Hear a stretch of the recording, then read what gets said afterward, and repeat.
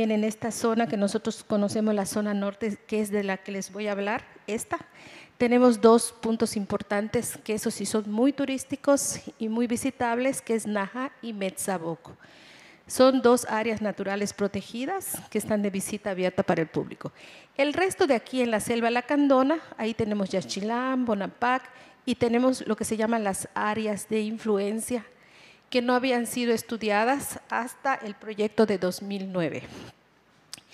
Otra cosa importante es que esta amplia extensión territorial, ¿verdad?, convergen también otro tipo, no solo etnias, sino también gente de habla español y que tienen diferentes maneras de apropiarse de la tierra, ¿sí?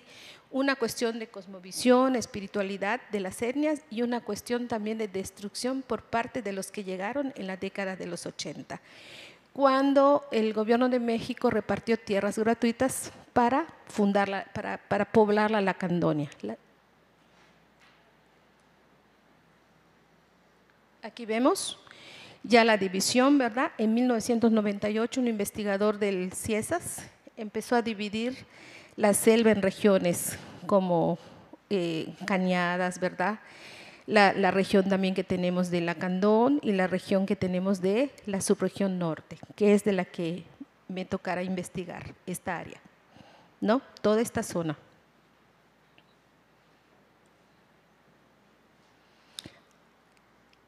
Acá hay un conflicto territorial bastante extenso, porque en términos turísticos nosotros no podemos tener esa apertura como en la parte norte, ¿verdad? En esta, ¿no?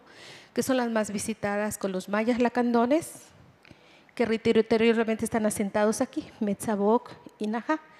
Aquí la investigación de nosotros está aquí y en toda esta parte de aquí, ¿no? Porque cuando las tierras ejidales se convierten en propiedad privada, muchas de la tenencia, que son todo esto en gris, es un comodato que tienen los mayas lacandones. Por un decreto presidencial se les dona la tierra, o sea, son guardianes, nuestro compañero va a hablar ahorita de eso, son guardianes de la tierra, pero no necesariamente propietarios privados, son propietarios comunales. ¿Qué pasa? Con la invasión de la tierra que se va pegando en Montes Azules, al mismo tiempo tenemos propiedad federal y tenemos propiedad privada. Cuando llega nuestro Tratado de Libre Comercio se hace propiedad privada. Entonces esos son los conflictos que están ocurriendo hoy en día, pero bueno, hoy vamos a hablar de otro tema. Aquí vemos toda esta zona de la Lacandona porque tiene esa complejidad, el mosaico sociocultural, el mosaico de cosmovisión y el mosaico de convivencia territorial para la explotación del paisaje. Porque tenemos, por ejemplo, los grupos migratorios, recordemos la guerra guatemalteca en los 80, recordemos la explosión del volcán Chichonal, que hace que la gente avance de aquí para aquí. También tenemos la ley de reforma agraria, que reparte tierras gratuitas a la selva lacandona y penetran desde Puebla, Veracruz, Guerrero, Oaxaca, el norte de México, y se asientan aquí con otra idea de la apropiación de la tierra, ¿no? O sea, ¿cómo la vamos a explotar? Y también tenemos los grupos locales que se quedan aquí, en esta franja fronteriza, ¿no? Y en toda la selva lacandona.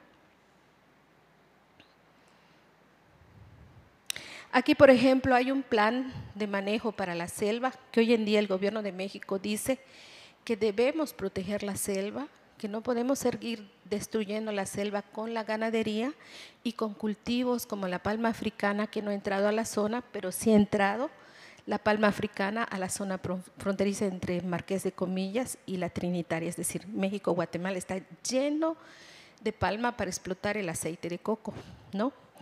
Entonces, se da un plan de manejo en 2010, ¿no?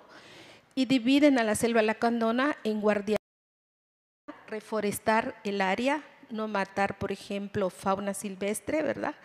Y toda esta depredación que hay de la selva, por ejemplo, la ganadería está prohibida en las zonas de influencia, es decir, alrededor de la selva lacandona, y el corte de maderas preciosas y maderas en general, ¿no? Esos son los estatutos que rigen en la selva lacandona, según las leyes de protección forestal.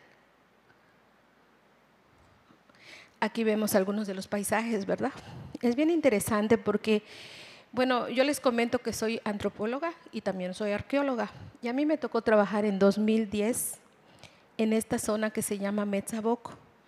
Realmente la contratación que tuve como arqueóloga fue fechar en los asentamientos, es decir, si son antes de Cristo, después de Cristo, y ustedes van a ver que toda esta laguna está llena de edificios prehispánicos, ¿no? Y estamos hablando de fechas 450 antes de Cristo. ¿Qué pasó? Este es un comodato que tienen nuestros grupos mayas lacandones, ¿sí? Y en el gobierno de 2010 se planeaba hacer un centro turístico muy bonito, pero ahí tenemos orquídeas, tenemos lagartos, tenemos peces, tenemos mojarras. Es un orquidiario, ¿no? Y entonces se detuvo este proyecto y se planeó dejarlo, como dicen, en stand-by, porque era el corazón de la selva lacandona, o sea, tenía sus razones de por qué. Aquí vamos a ver un riachuelo de Najá. Esta es una comunidad maya lacandona, ¿no? Donde está la familia Chanquín, y van a ver una laguna muy bonita que está muy protegida por los mayas lacandones. Esto es de visita, se puede comer ahí, se puede pescar, se puede visitar todo lo que es la vista de animales, ¿verdad? De pájaros. Eso estamos trabajando en las áreas protegidas. Ahí esta cosita, ahí está. Aquí es Lacandón. Es la comunidad alfarera donde trabajé en 2009 a 2016. Esos son los arenales donde las alfareras van y recogen de la madre tierra lo que se llama el ji, que es la arena que van a moler para hacer sus comales, sus ollas, ¿verdad? O recogen también una piedra caliza que trituran y se la ponen a los comales, ¿no? Ese es su aprovisionamiento de materia prima para las alfareras. Esto está en Lacandón, pero se llama Lacandón elegido, pero la etnia es celtal, es maya celtal. Estas son las comunidades que trabajé en el proyecto con los alumnos de la universidad: Metzaboc, El Tumbo, Agua Dulce, Lacandón, Najá, El Caribal, Miguel Hidalgo, Zaragoza, Villa Las Rosas y Nueva Palestina. Ustedes ven que dice EZLN, son ejidos zapatistas, ¿ok? Este y este. Afortunadamente pudimos tener el permiso de la Junta de Buen Gobierno para trabajar con las alfareras. Obviamente nosotros firmamos un convenio de respaldo de las fotos, de la edición, de los videos, y nos comprometimos a que la información se iba a usar de manera responsable, y ahora estamos utilizando esta información aquí. Esa es toda esta zona. Entonces, en la selva lacandona hay dos maneras de confrontar la tierra, la madre tierra. ¿Cuál es? Todas las comunidades que se asienten alrededor, o sea, en la periferia, se llaman zonas de influencia, es decir, no pertenecen a la selva lacandona. Sin embargo, los decretos de conservación de la tierra, del paisaje, todos tienen el mismo reglamento. Y aquí tenemos las dos áreas naturales, las ENP, ¿verdad? ANP, aquí tenemos otras, y lo que se llama toda esta parte Montes Azules, es decir, entre la región de Comitán y la fronteriza. Bueno, nosotros antes de llegar a la zona estábamos tratando de ver, pues porque somos investigadores, somos profesores, qué había antes de llegar a esas comunidades. O sea, íbamos a registrar, pero teníamos que tener una idea de qué había previo, sobre todo durante los años 40, 23, ¿verdad? Y no tanto llegar hasta la colonia, sino son investigaciones históricas recientes, es decir, siglo XX, siglo XXI, ¿no? Entonces vimos que la ruta de alfarería, la más publicada en México, era esta: los Altos de Chiapas, ¿no? Vimos que Tenango, por ejemplo, de Cancún no tengo información, pero de Pachajón sí, de Chilón, de Yajalón, estuve una temporada de campo aquí trabajando con los alfareros. Y nuestra interrogante era esta, se las pongo: qué estaba pasando en la zona norte de Ocosingo, por qué no habían alfareros. Entonces nosotros hacíamos la ruta aquí turística y nos decían, es que del otro lado de la selva no saben hacer alfarería. Y nosotros dijimos, bueno, pues vamos a cotejar y a corroborar qué está pasando en la selva, ¿no? Es una de las justificaciones del proyecto.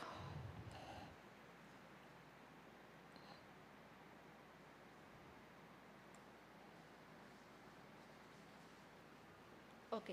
Y esto es lo que vimos nosotros en las fuentes etnohistóricas recientes, ¿verdad? Que los grupos de la selva tenían tradiciones de hacer o con o shon, porque depende de la lengua, cambia en determinada región, ¿verdad? Si es alto, si es norte, si es bajo. Pocket, no sé si lo pronuncio bien, porque es el tal, perdón. Pocket, ¿no? Que es, es donde tiraban la babasa o todo lo que sobraba para hacer el trapiche, ¿no? O sea, ¿no? Las cuestiones del azúcar, ¿verdad? Los samets, que son comales en celtal, ¿verdad? Samet se le llama, para tostar pinole, para tostar granos, ¿verdad? Frijoles, maíz, etcétera, y café, ¿no? Tenemos los ormo, ¿sí? Que también eran para tirar desperdicios, ¿verdad? Los ahualicó, que son estas cosas que se usan en las procesiones, ¿verdad? Y los teistenacs, que son son coladeras, ¿verdad? Se supone para maíz, ¿verdad? Para el nixtamal. Y estas es increíble porque en la región de Mexaboc las encontramos, pero así cientos y cientos, ¿no? Voy a ir un poquito más rápido. Bueno, vemos aquí a Gertrudis Duby, ¿verdad? La parte no histórica. Aquí vemos unas reproducciones que hicimos de una paisajista, ¿verdad? De toda la parte no histórica de la alfarería. Y aquí comenzamos con la selva. Voy a pasar un poquito rápido porque igual quiero compartirles un video. Ejido Lacandón, esto es, ¿no? Grupo de alfareros, ¿no? Esto es lo que tenemos en la selva. La molienda de café. Los cántaros para agua, ¿verdad? Estas son las comunidades camino al barro, de ahí sacan la arcilla. Y ahorita vamos a ver algunas imágenes de alfareras sacando la arcilla. Tienen arcilla blanca, roja y amarilla y caulinítica, ¿no? Esta es muy bonita, una foto que gana un concurso en Conaculta, que llevó el segundo lugar, esta foto de nuestro artista, barros amarillos. Las rutas de la arcilla y la arena. Aquí vemos el ji, el bastón, ¿verdad? Esto que trituran en las montañas que les mostré al inicio, los barriales, la quema de esos ejidos. El tumbo, esta es una comunidad también del ZLN, pero tuvimos el permiso para sacar algunas imágenes, entrevistar a algunos alfareros. Se portaron muy, muy amables con nosotros.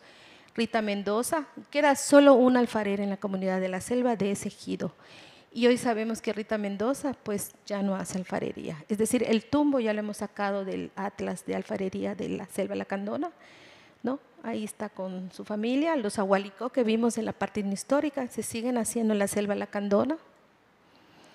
Tehuacán también un ejido de ZLN. Ahí vamos a ver algunas imágenes, ¿verdad?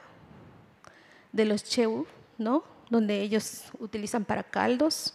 Villa Las Rosas es una comunidad muy bonita, pero solo quedaban 4 familias alfareras. Hoy sabemos que queda una nada más. Afortunadamente documentamos algo de esto. Aquí vemos Villa de las Rosas. Son 2 hermanas que son alfareras ahora. Su cocina, ¿ven? El bastón es la calcita que trituran para hacer este tipo de ollas, ¿no? Los usan ya después como reciclaje para huevos. Son vasijas ancestrales porque las guardan y no las reciclan. Bueno, Najá ya es de la etnia maya lacandona. Ahí vemos a Chanquín, que nos estaba mostrando el taller, ¿verdad? Él hace figuritas más bien, no hace cuestiones domésticas para uso, para comida o lo demás. Aquí vemos Miguel Hidalgo, igual otro ejido de la región zapatista. Aquí es bien interesante porque en las entrevistas, como nosotros no hablamos el maya celtal, ¿no? Entonces teníamos que tener un traductor, pero teníamos prohibido hablar con las mujeres. O sea, la entrevista se le hace al hombre y la mujer le contesta al hombre y es una comunicación bien interesante. ¿Ven? La entrevista se le hace al señor, pero él no es alfarero. pero la esposa sí y la hija sí, ¿no? Entonces, aquí vemos la pesca de cangrejos, ¿verdad? Ahí hacen sartenes para frituras. Bueno, Monte Líbano, en Ocosingo, ¿no? Esto está pegadito ya en la parte central de la selva lacandona. Enriqueta Méndez, una alfarera de una casa, también pudimos localizar que hace ochón y samet, es decir, comales y ollas. El Caribal, una comunidad que está, pero es chiquitita, ¿no? Esta es la casa de la alfarera. Ahí vive ella con sus nietos y la hija. El Jardín, esa es una familia también de alfareros, ¿sí? El esposo, él nos traducía también, siempre las traducciones y la comunicación es con los señores, ¿no? Ahí vemos a toda la familia. La abuelita es como la jefa alfarera de toda la comunidad, ¿no? Una alacena, ahí vemos la trituración de las calcitas, una casa celtal en el jardín. Ya vamos a finalizar. Y por último les quiero compartir, esto es de Yajalón, que sale de la selva norte, pero es centro de Chiapas, ¿verdad? Aquí el curado de las piezas de doña Belén, esta alfarera que pues ya murió. Ella usa la hierba santa porque nos decía que si no cura sus comales, pues se le van a romper. Y dice que también los comales traen el espíritu de la persona que los crea, ¿no? Entonces esa curación, ella hizo un ritual en celtal que nunca pudimos nosotros entender, pero era bien bonito porque tardó 1 hora curando los comales antes de venderlos. No podría vender ningún comal si no los curaba, ¿no?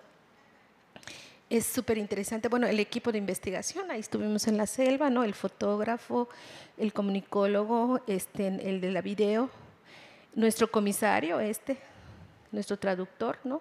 De un ejido, su servidora. En este camioncito anduvimos por toda la selva, ¿no? Ahí con nuestros traductores y nuestro fotógrafo. Pues muchas gracias, eso era lo que les quería compartir. 5 minutos de un video.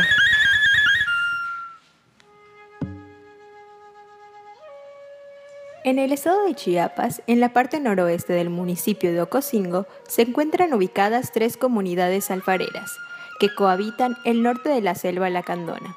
Estas son Lacandón, Villa Las Rosas y Naja. El poblado de Lacandón cuenta con un número de 1,200 habitantes. Se localiza en un valle rodeado por un paisaje exuberante de selva, montaña baja, ríos y riachuelos. Se trata de una comunidad que se dedica a actividades económicas diversas, como son la milpa, café, domesticación de animales, trabajo de madera, cestería, alfarería y siendo la ganadería la actividad menos importante. Es aquí en Lacandón donde vive doña Marcelina Pérez Cruz, que junto con sus hijas e hijos se dedica a la alfarería y elaboración de juguetes y silbatos de barro. Para la elaboración de los silbatos y utensilios de barro es necesaria la extracción de la materia prima. En el caso del barro, este se recolecta en los bancos de los pequeños arroyos y se hace en la estación de lluvias, cuando es más fácil cavar. Existen variaciones en el color del barro. Este va desde el blanco, amarillo, amarillo fuerte y negro a azul, verde. Se cree que el barro blanco es mejor, ya que da más firmeza.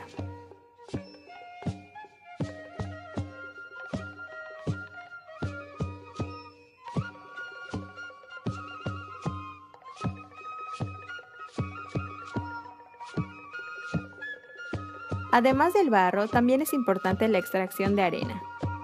Esta se utiliza como desengrasante y se extrae de los cerros. La mezcla de estos 2 materiales se prepara sin ningún otro fin más que darle la humedad necesaria para una buena consistencia.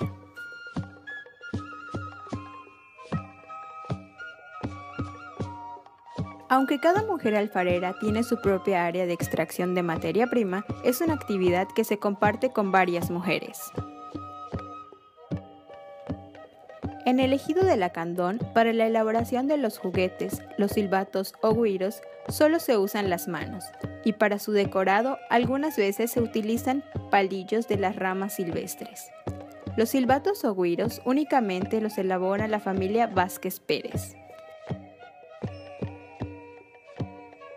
Doña Marcelina aprendió el oficio de hacer güiros a través de su esposo don Joaquín Vázquez Guzmán y por lo general usa el barro blanco, aunque también utiliza el amarillo, al que le agrega arena tamizada.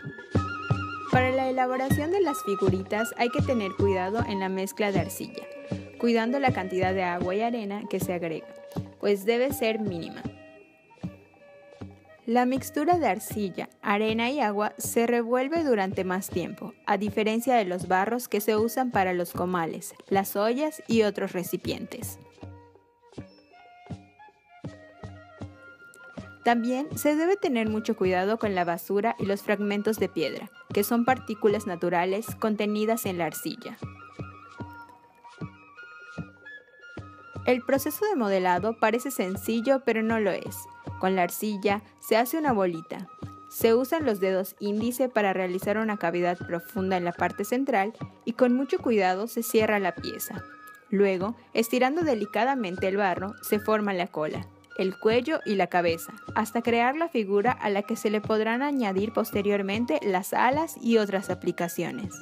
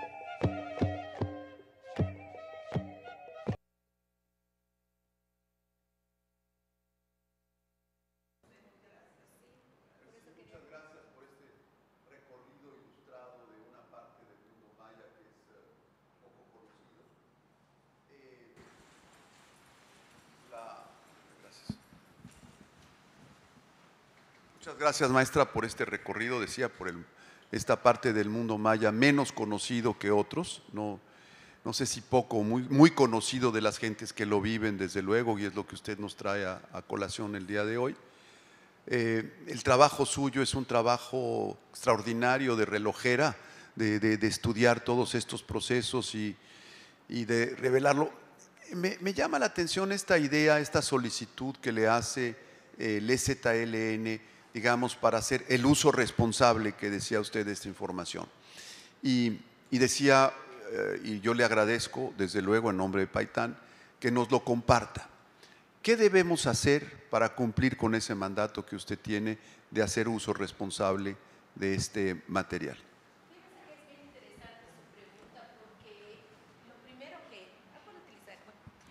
Gracias. Lo primero que solicitan las comunidades, que son, bueno, yo voy a llamar marginales, ¿no? Porque las carreteras, el acceso, no por ser menos, sino marginales, ¿no?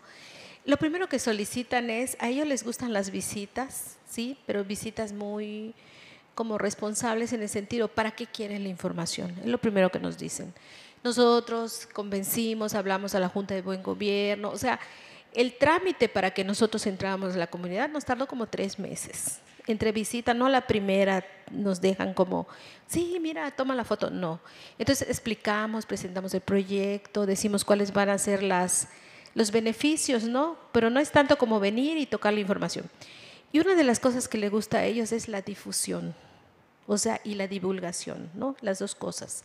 Y una de las cosas que nos comprometimos, pues hemos hecho varios artículos, ¿no? Queremos hacer un libro sobre esa parte, ¿no? Queremos, pues hemos estado tocando puertas y pronto lo conseguiremos, ¿no?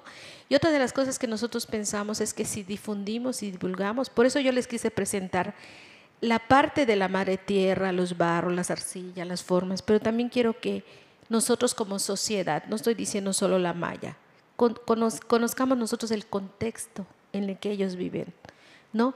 El de cada día, ¿no? ¿Por qué están tan marginados? ¿Por qué no hay acceso? ¿Por qué esta parte no es tan explotable? ¿No? Esas son las cosas que hay que contextualizar, ¿no? Y decir, nosotros como investigadores tenemos que decir lo que nosotros vemos e investigamos, ¿no? Sí, tampoco sin meternos en conflictos, porque en el caso de las comunidades, por ejemplo, a mí me daba cosa brincar de una comunidad zapatista, porque al rato ya estoy en una comunidad priista, ¿no? Entonces, como no te llevar propaganda política, no llevar ese tipo de discurso, porque al final somos investigadores, ¿no? Y al final nosotros agarramos las maletas y nos vamos. Es de las cosas que piden ellos, la divulgación y la difusión de sus modos de vida. Ese es el compromiso que tenemos, tal cual. Sí.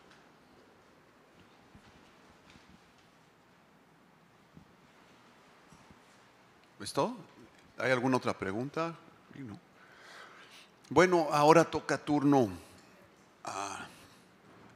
al maestro Sebastián Batistán, querido amigo. Nos conocimos en Ciudad de México en el marco de la institución que es la Secretaría de Cultura, y luego nos hemos hablado ya en distintas ocasiones. Me interesa mucho la presencia tuya y te la agradezco desde luego. Hemos coincidido en varios puntos de vista a través de nuestras conversaciones. Y bueno, Sebastián, le quisimos provocar con este título, Preservar la lengua, preservar la tierra. Ayer decíamos cómo es que la lengua maya,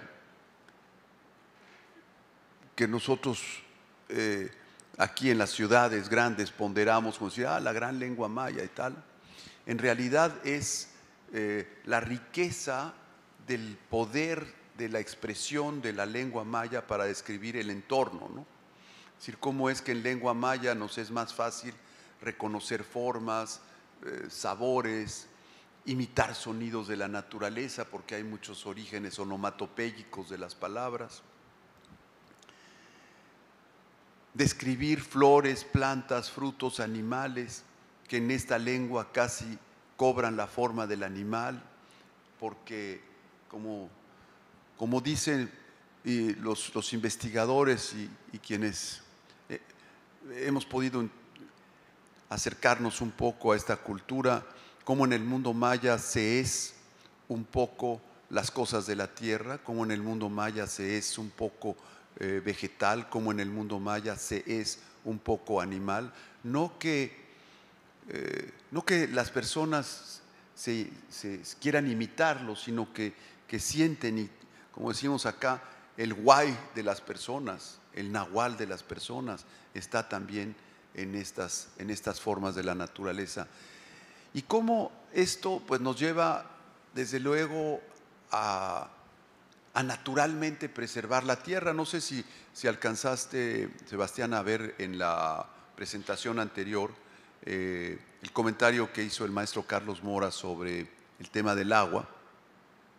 Y bueno, cómo esos cuidados de la tierra y del agua, porque la tierra y el agua son en el fondo una misma cosa, son esenciales para la preservación también de las lenguas, y cómo la preservación de las lenguas es la preservación de la tierra, y la preservación de la tierra la preservación de la lengua. Y sobre esto nos va a platicar Sebastián. Muchas gracias por venir de tan cerca y también de tan lejos, porque es el mismo mundo, pero la vuelta al mundo que hay que dar para llegar aquí es grande también. Gracias, Sebastián. Colabalik, Cotolik, Colabal, doctor Gastón Melo, ti hech la paso un invitar ti kakalibi ti suenta loil ayej ti koyelan ti batzikopetik koyelan taj kushubintik ti chulbanomil koyelan taj keltik ti chulbuetike Colabal doctor Colabal doctora Rocío ti la loil ajlikelto a kotolik ti buchu la elik para que yo hech kota pasel ti lo ilivi a kotolik también ti buchu chapukik batel ti lo il ti ayejetik ti kakalivi kolabalik a kotolik ansetik viniketik ololetik kolabalik. Muy buenas tardes a todas, a todos. Acabo de saludar en mi lengua materna, que es mayense, tzotzil. Gracias, doctor Gastón Melo, por la invitación. Gracias a los organizadores, organizadoras del Paitán. La voz de la tierra, creemos que preservar la lengua es preservar la tierra. Sean bienvenidas, bienvenidos a todas, a todos los medios de comunicación, los que nos ven en diferentes plataformas de las diferentes partes. Gracias por todo. Como ven, esta primera imagen, el título es Preservar la lengua, es preservar la tierra. En el mundo, de acuerdo a los datos de la UNESCO, existe alrededor de 7,000 lenguas. Como pueden ver, las diferentes lenguas, las diferentes formas de ver el mundo, de entender el mundo, de llamar el mundo. Sin embargo, 6,000 de ellas están en peligro de desaparecer, estos datos de la UNESCO. Decía el doctor León Portilla, cuando una lengua muere, la humanidad se empobrece, tristemente. Ojalá evitemos ese empobrecimiento que se acelere, ¿no? Ojalá que logremos frenar ese empobrecimiento de la humanidad. Por múltiples causas, por desconocimiento, le hemos hecho daño a la madre tierra y a nuestros hermanos, los que viven en la selva, en el bosque, y no me refiero a los seres humanos. La humanidad está en código rojo para enfrentar la emergencia climática. De acuerdo a las investigaciones, en el año 2020 se desprendieron algunos glaciares que nunca había ocurrido en Canadá, y esto causó un impacto a nivel global. Como pueden ver esta imagen, estamos dañando terriblemente a otras especies, a otros seres vivos, porque hay una alteración de su hábitat. Vemos un oso polar, los pingüinos, una foca. Se está derritiendo el hielo por el calentamiento global. Esta otra imagen de un incendio, vemos ahí un canguro voltear a ver su casa, su hábitat. No sabemos si fue accidental o provocado, el daño es el mismo. Entonces, esta otra imagen, esta sí, seguramente sí es de manera dolosa. Vemos este mapache, pero quiero que vean cómo queda viendo dónde era su casa, dónde era su hábitat. Vemos ahí el pedazo del tronco del árbol y seguramente había otras vidas en ese árbol. Esta imagen, así está hoy nuestro planeta. Y puse esta imagen que lo encontré, la mitad está en un caos, destruido, quemado, y la otra mitad está en equilibrio. Pero sobre todo está en una mano lo que quiere decir que está en nuestras manos para preservar la tierra. Creemos que preservar las lenguas es preservar la tierra. Esta otra es una fábrica, es una industria. Quiero aclarar que no estoy en contra de las fábricas o de las industrias, pero sería bueno buscar métodos menos lacerantes para la atmósfera. Sería importante que la ciencia busque otros métodos para preservar la vida. Esta otra imagen, vemos un ave aquí, donde ha sido deforestado, seguramente era un bosque, quedan puros troncos. Estamos acabando con la vida, estamos acabando la tierra, no estamos preservando lo que nuestros ancestros nos dejaron. Así está nuestro planeta en terapia intensiva por la contaminación ambiental. Hemos contaminado todo lo que hay en nuestro mundo, en nuestro planeta, ríos, mares, lagos, lagunas, bosques.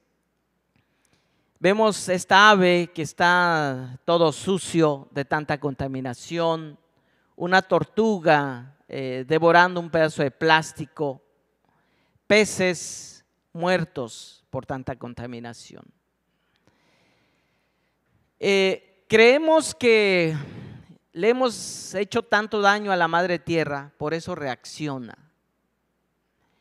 En el pueblo mayense, tanto tzotziles y tzeltales, siempre hacemos una ceremonia para hacer cualquier actividad, una ceremonia propiciatoria. Cuando le hacemos daño a la madre tierra, reacciona. Esto es una erupción volcánica, es parte de la reacción de la madre tierra, porque estamos dañando a la madre tierra. Un terremoto ocurrido en el 2017, que fue muy fuerte, sacudió una buena parte del país. Esto es parte de la reacción, porque creemos que la madre tierra o Pachamama, Chulbanomil, como se le llame, nuestro hábitat, lo estamos dañando. Hay inundaciones cada vez más severas, año con año vemos inundaciones. Tsunami, que han sido muy destructivos también, tornados. No es común por acá, pero en otras latitudes del mundo sí es común estos tornados y que afectan a los que habitan en esos espacios. Sequía. Hace unos días yo escuchaba en las noticias de algunas televisoras, en Monterrey tienen problemas serios de agua. Yo creo que no solo en Monterrey, en muchas partes de México y del mundo hay un problema serio porque hemos alterado a la madre tierra. Para que haya sustentabilidad, para que haya la homeostasis, es necesario conocer el problema. Es necesario entender y buscar otros medios para cuidar la madre tierra. Decía la doctora Rocío hace rato, investigaron parte de la selva lacandona. La selva lacandona es considerado el pulmón de México, aún todavía. Y parte de ese equilibrio, primero hay que entender, porque si no entendemos que es importante preservar las lenguas, preservar la tierra, pues nos vamos a extinguir nosotros mismos. Esta imagen Como ven, esta niña es de mi municipio, de Chamula. Está ahí acariciando un borreguito, su borrego. Pero quiero que vean el rostro de la niña, está alegre, porque entiende la importancia que tiene el cuidar, el alimentar, el platicar con su borrego, porque ahí produce la lana, como la que porto, esto es de lana de borrego, de ahí produce la lana con la que se va a vestir. Creemos que eso es importante, eso es preservar la lengua, eso es preservar la tierra. Esta otra imagen de la selva lacandona precisamente, quiero que vean esta imagen de dos generaciones, dos lacandones, tres lacandones, pero de dos generaciones diferentes. No están viendo el río, están viendo la selva, los árboles, la vegetación, las otras vidas que habitan en la selva. Pero lo interesante es que lleva de nuevas generaciones, porque la forma de transmitir ese conocimiento es llevarlo, es explicarle, es que entienda el sentido de preservar la lengua. Por eso es preservar la tierra, el preservar las lenguas. Esta otra imagen,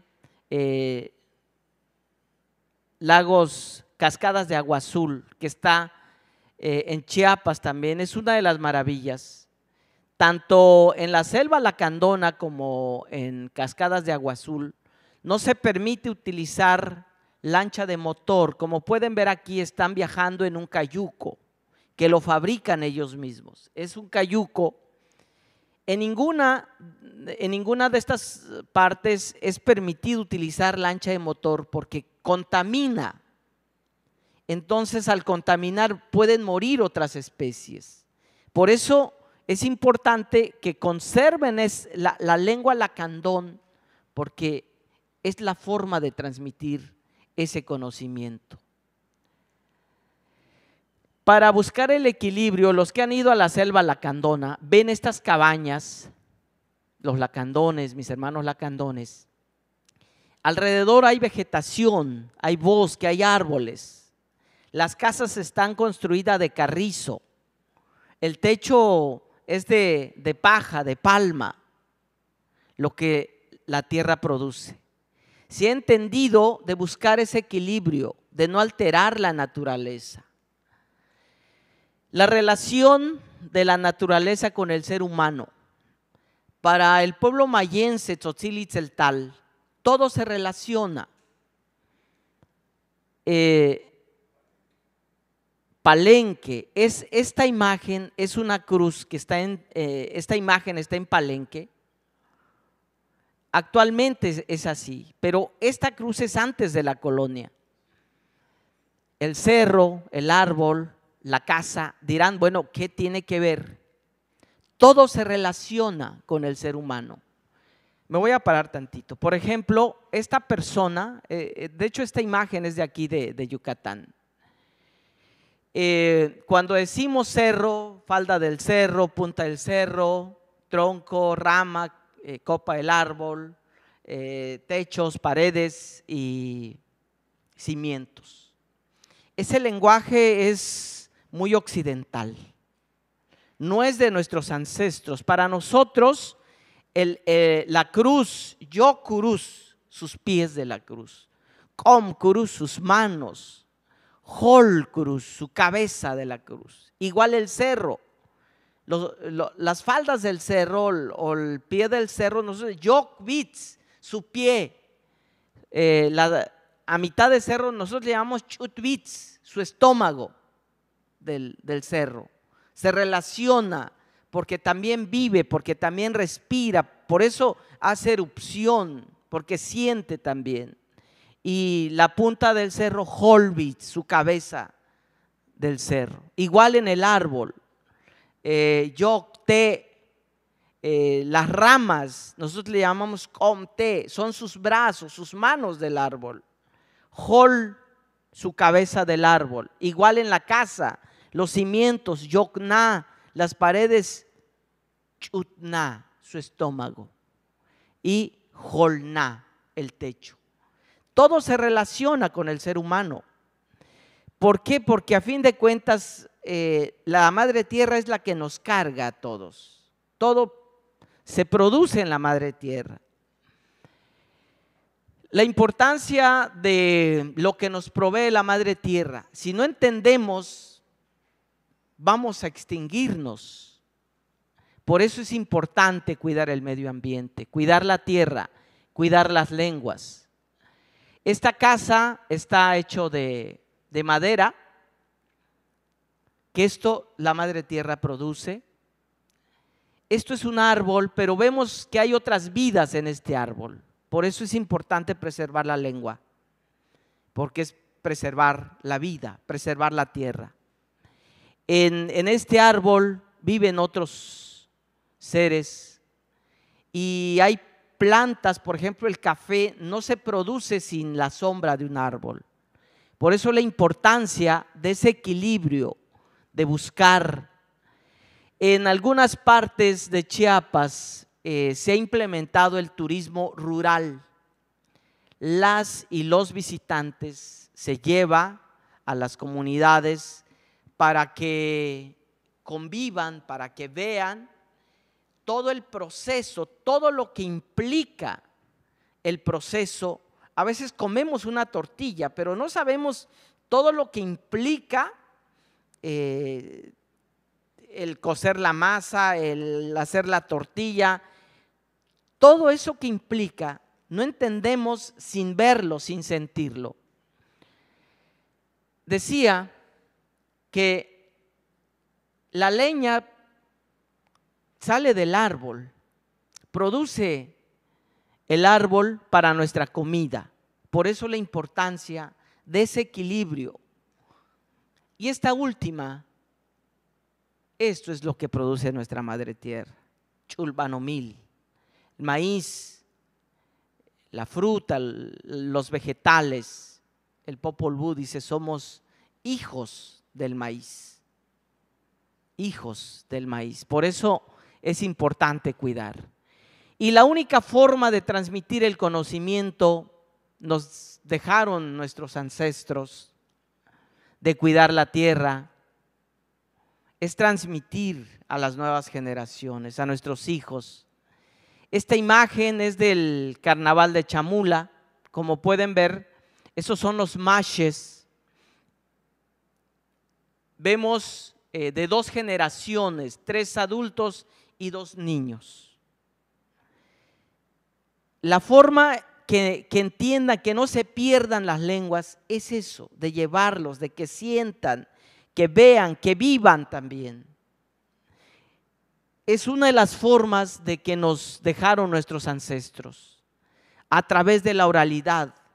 Cuando no se practica las lenguas originarias, se pierde.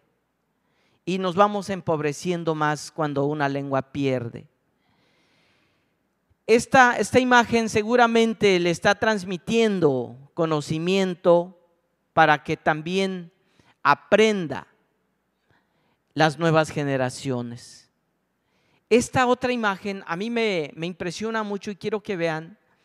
Es una de las cascadas que está en la selva lacandona. Hay 2 lacandones de 2 generaciones diferentes. Están viendo, apreciando con todos sus sentidos. Están descalzos, si pueden ver, están descalzos. No sé si porque no pudieron comprar algún tipo de zapato. Yo creo que no. Yo pienso que la forma de sentir con todos los sentidos es a través del tacto. Están apreciando, le está transmitiendo a esta nueva generación de cuidar, de ver, de sentir. Esa es la forma, creemos, de cuidar, de que las lenguas no se pierdan. Y esta otra imagen de 2 generaciones igual, sobre cómo cuidar los borregos, la importancia, porque ahí se produce la ropa, porque es muy, muy importante para el pueblo de Chamula, para el pueblo tzotzil. No tendría sentido si no porto esta vestimenta en las ceremonias. Forzosamente las autoridades tienen que portar, se llama jercoil, esta ropa que porto. Es una ropa de gala. La UNESCO desde 1972 ha estado protegiendo estos centros, este patrimonio cultural de la humanidad. Esto es en Palenque, los voladores de Papantla, que está en Veracruz, el juego de pelota maya, el mismo calendario maya, la ceremonia.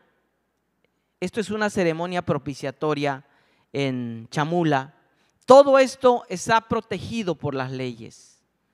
Sin embargo, si nosotros no transmitimos, seguramente se va a perder. Para que haya sustentabilidad, hay que valorar nuestra madre tierra, cuidarla, respetarla. Nosotros le decimos el chulel es su esencia, su espíritu de la tierra. Nosotros tenemos nuestro chulel, el chulel de la tierra, para que no acabemos con la vida. Esto es sustentabilidad a través de la danza, de la música, para nuestra madre tierra. Esto es en uno de los cenotes. Y quiero que vean, para la danza, para la música, para la ceremonia, hay que vestir nuestra ropa de gala. Por eso están aquí vestidos con ropa de gala. Esta niña, miren el rostro de la niña. Está alegre, no está amargada. Es sentir esa comunión. Las diferentes culturas. Esto es la iglesia que está en Chamula. Es una mezcla entre lo apostólico romano, católico, con lo mayense ancestral. No hay bancas, es la única iglesia que está abierto todos los días del año, todas las horas, nunca la cierran. Ahí está. Esto es una danza, esto es una ceremonia para cambiar autoridades. Todo debe de haber incienso, la música, las velas, las veladoras. Esto es preservar la lengua. Esto creo que es preservar la tierra. Esto es la voz de la tierra. Por eso la importancia. Existe todo un marco normativo. En México tenemos 19 leyes, incluyendo la Constitución. Se han firmado 5 tratados internacionales junto con el convenio 169 de la OIT. Solo en Chiapas tenemos 12 leyes, más la Constitución, que tienen apartados exclusivos para los pueblos indígenas. Pero de poco va a servir si no hacemos conciencia, si no transmitimos esos conocimientos a las nuevas generaciones. Por eso es importante preservar la lengua, porque es preservar la tierra y es la voz de la tierra. Colabalik. Colabalik. Es cuanto. Muchas gracias.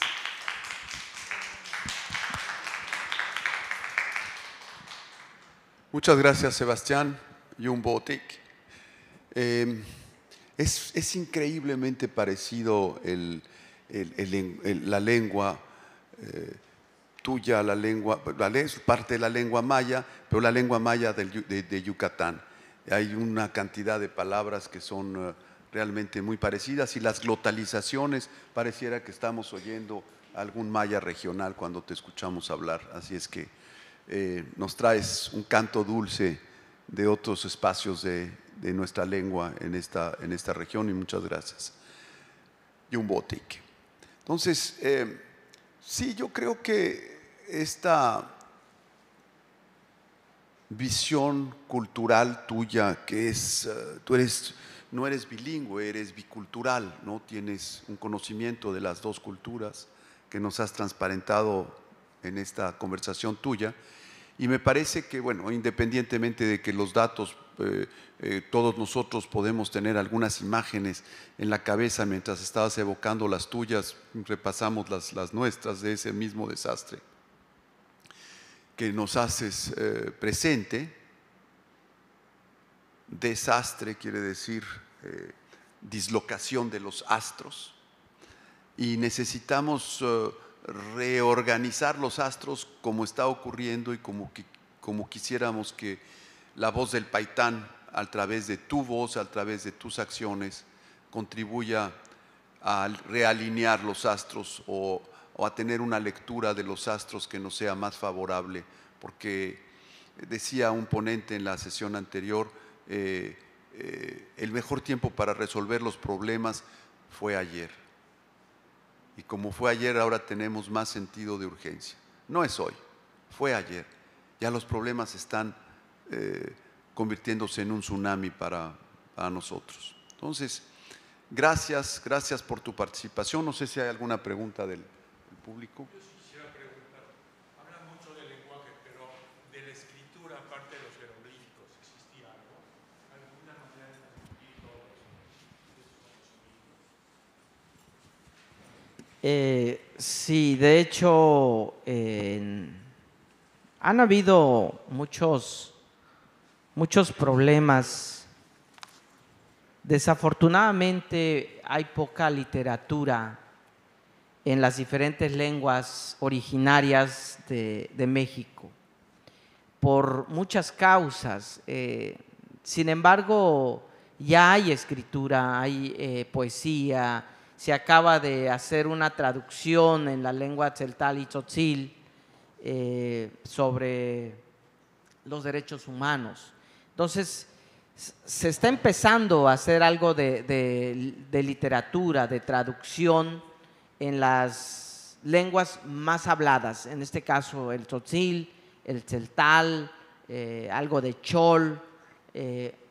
Hay lenguas que ya son muy pocos los hablantes y tristemente ya no se está produciendo material para las mismas lenguas.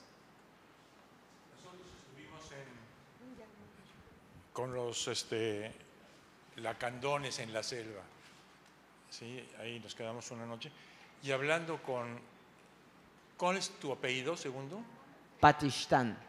Creo que era familia también Patistán ahí donde estuvimos, porque creo que todos tienen el mismo apellido, ¿sí? Y ya las nuevas generaciones ya no vestían como ellos, con el pelo largo, batas blancas y botas, sino ya eran muchachos y muchos de ellos ya se iban a trabajar a Estados Unidos, ya no seguían sus tradiciones.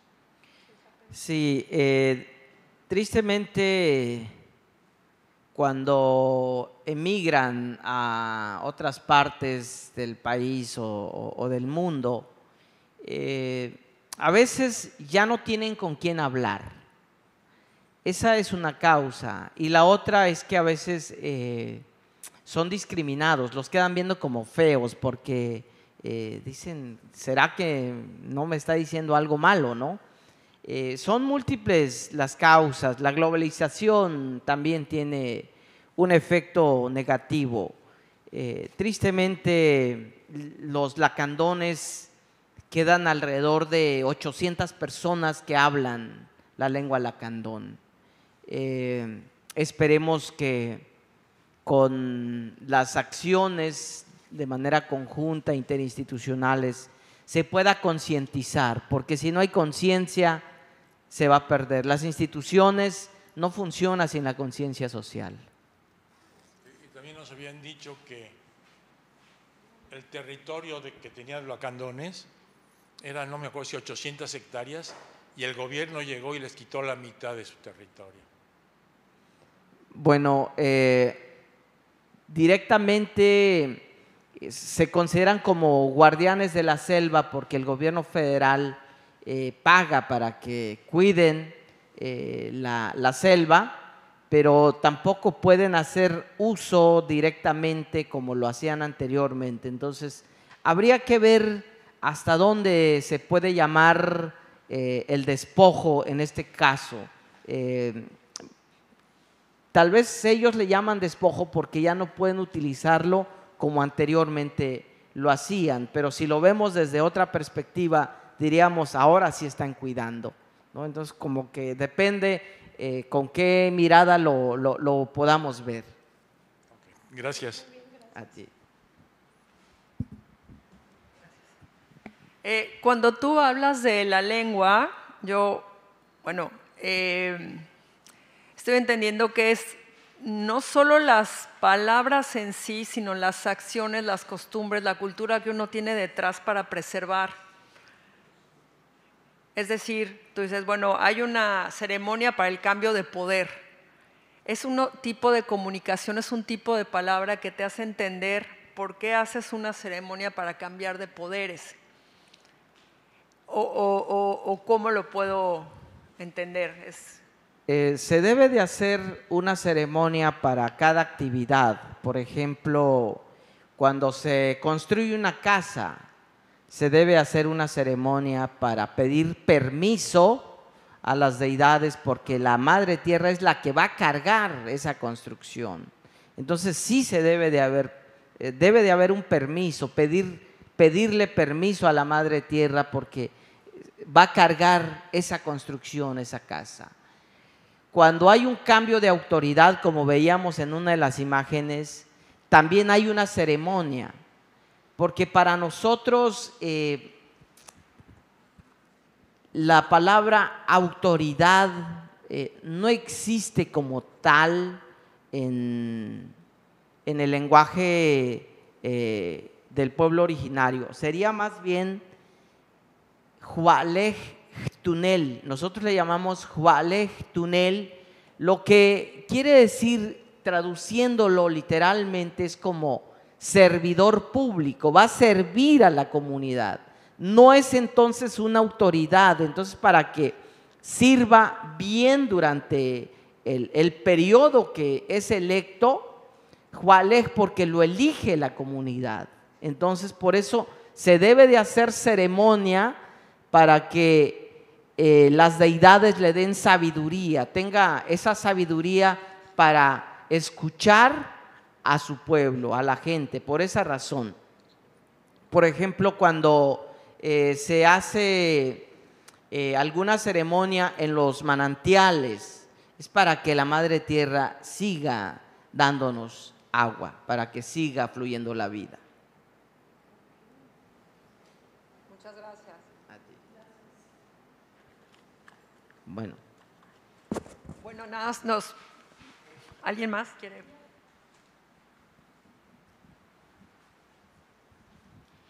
Buenas tardes. Estoy muy complacida de escuchar la parte de preservar la lengua, porque en estos ámbitos en los que tú nos mencionaste, la tierra, pienso que preservar la lengua viene a ser conexión con nuestra madre tierra, conexión con nuestro entorno, conexión para con los niños, como lo mencionabas, hacia sentir qué es lo que nuestra madre quiere decirnos y dárselo a conocer a los pequeños y hacer de nuestra tierra un lugar hermoso y un lugar posible en el que podemos convivir tantas personas y poderlo comunicar como lo mencionas. Se me viene a la mente parte del lenguaje, cuando tú dices que la conexión sin zapatos, mi piel dice algo, mi lenguaje en la lengua maya también tiene una conexión para cuando yo voy a expresar algo que me gusta, dice ustintan, porque si es para el lenguaje o es para mi gusto o es para cada parte que tiene nuestro lenguaje maya, tal vez con una conexión tzotzil y con otras conexiones, y me llena de orgullo saber que yo también provengo de un lenguaje que ama a la naturaleza. Estoy muy emocionada de escucharte y me gusta saber sobre todas las demás culturas que están en conexión con la Madre Tierra. Gracias por tu participación.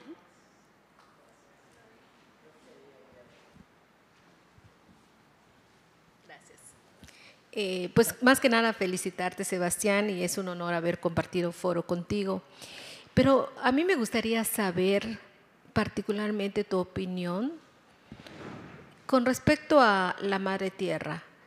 ¿Cómo consideras tú o cómo tú visualizas ese plan de manejo de conservar la selva con el proyecto del gobierno sobre Sembrando Vida? ¿Cuál es la perspectiva que tienen ustedes sobre ese plan de manejo? Por ejemplo, yo conversaba con los choles de Benemérito, ¿verdad? Y los que están ahí en Zamora, Pico de Oro, ¿no? Y tenían una concepción muy diferente a esta conservación de la región forestal de la selva lacandona, ¿no? Y no le decían sembrando vida, decían sembrando muerte, ¿no? Entonces, pero me cruzo a trabajar un poquito con los de la selva lacandona y ellos aplauden muy bien ese plan de manejo de Sembrando Vida, ¿no? O sea, hay diferentes opiniones sobre esta conservación de la foresta de la selva lacandona. Me gustaría saber cuál es tu opinión o cómo ustedes conciben, ¿no? Ya como grupos de los altos. Sí, bueno, creo que tiene mucho que ver nuestra mirada, nuestra perspectiva. Son muchos factores para decir cómo vemos una cosa. Tiene mucho que ver con nuestra formación académica, primeramente.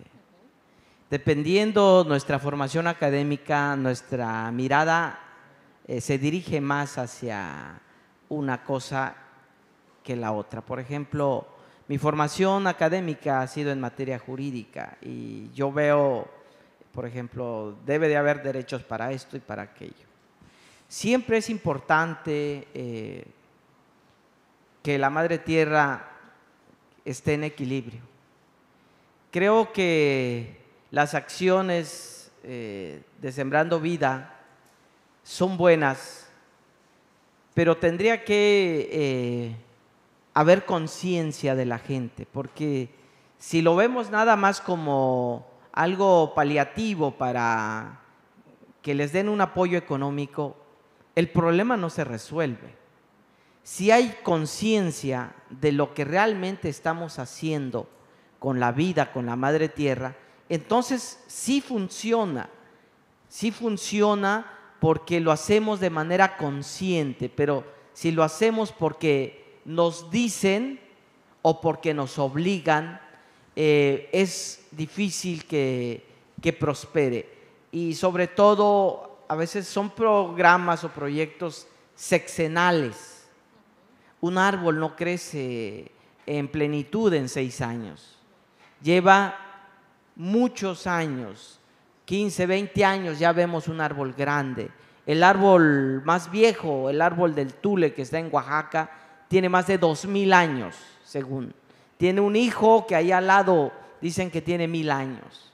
Entonces, para que realmente logremos ver qué tan bueno, qué tan malo, tenemos que esperar. Mi opinión personal es que sí es bueno que se reforeste, no solo la selva lacandona, sino hay otros espacios, pero primeramente debe de haber conciencia. Sin conciencia siento que no funciona, no va a tener algo productivo. Esa es mi opinión muy personal. Gracias. Sí, y muy sabia. Muchas gracias. Bueno, pues Cola Balica Cotolik. Gracias.